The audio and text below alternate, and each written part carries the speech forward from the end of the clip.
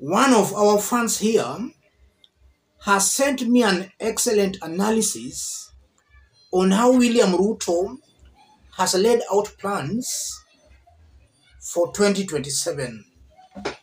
I want us to have a look at the plan, after which, as usual here, we'll put it into perspective. The Kenya Kwanza plan is simple and genius. It's two plans.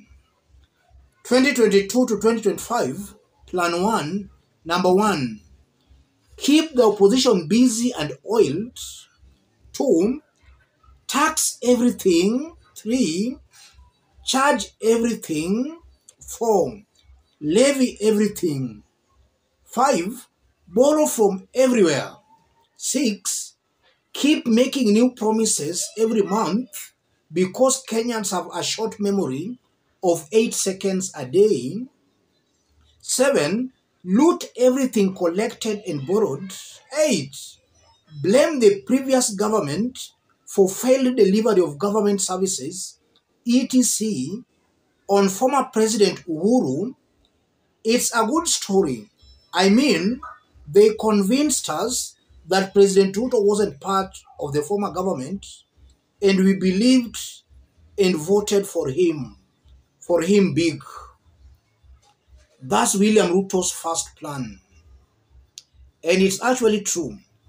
If you look at what is happening in Kenya Kwanza, they are executing that plan.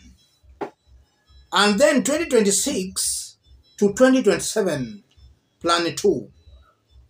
This is the second plan now. Number 1, reduce all taxes across board by 10%. 2, reduce all government levies, charges, fees by Kenya shillings 100. 3, reshuffle the CSS, PSS, etc., and bring in people friendly, and those removed redeployed to start campaigning. 4, arrest former government of Kenya officials from Uhuru government for PR purposes to show they are fighting corruption. Yes. Mandate KNBS to release data every week on selected PR stunts they would have been carrying out for the past 3 years. 6, donate over 500 billion Kenya shillings to churches across the country. Then 2027, Kenyans re-elect them afresh and they loot plus their mothers. Only God can help us by opening our minds and helping us connect the dots and exposing them truly for who they are.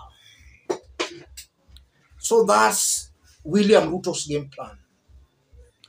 And it's not very far from what we have been preaching here, that around 2026, 2027, if at all William Ruto is thinking of getting votes from the people, he cannot get votes the way he has been ruling.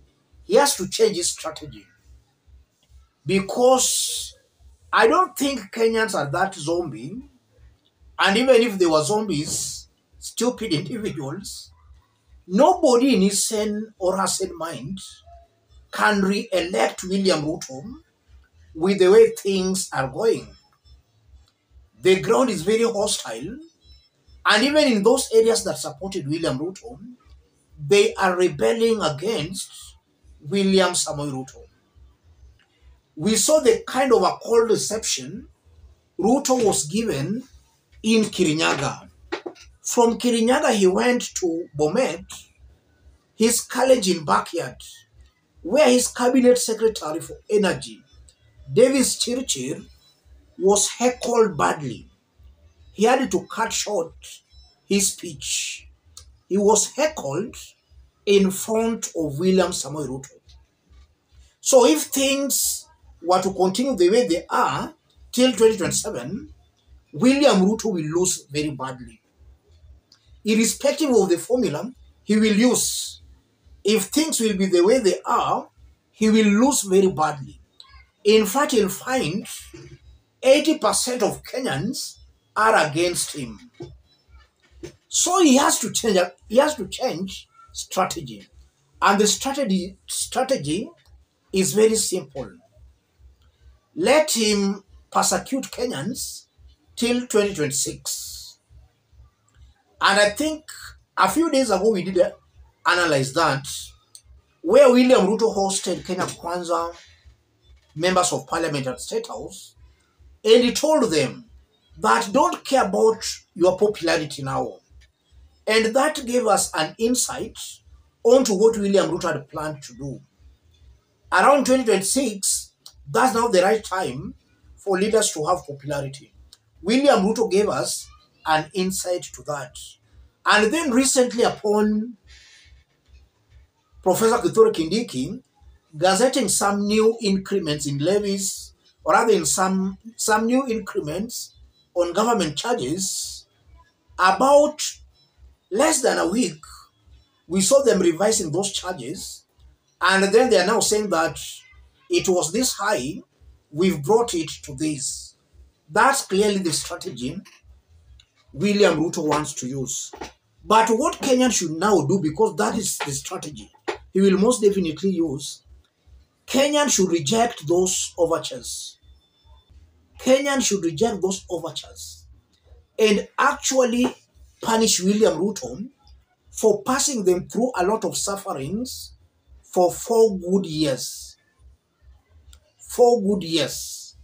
Kenyans should punish William Ruto for letting them go through all this, because I know Kenya is not as poor as this Kenya Kwanza government is trying to create, that we inherited a broke government. If that was the case, ladies and gentlemen, Kenya could not be sending relief food to Somalia and sending police officers to Haiti. We could be seeing a government spending 14 billion Kenya shillings on travel expenses alone if the coffers were empty. We could be seeing a government increasing its size. We are seeing the RUTO'S increased the number of PSSs and intends on actually, in fact, if it was not because of the courts, he had already appointed 50 CASs.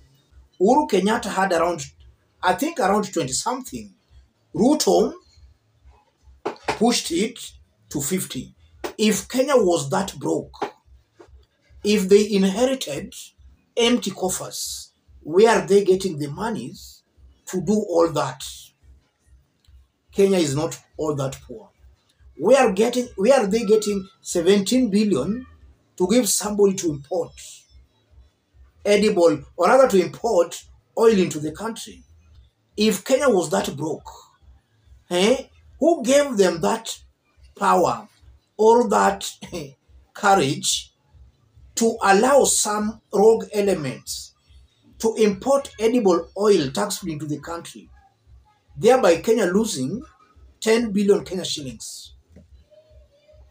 Kenya is not as broke as this Kenya Kwanza government is insinuating. This is well designed to actually punish Kenyans, and then eventually they start reducing the prices for Kenyans to start clapping and pressing the government.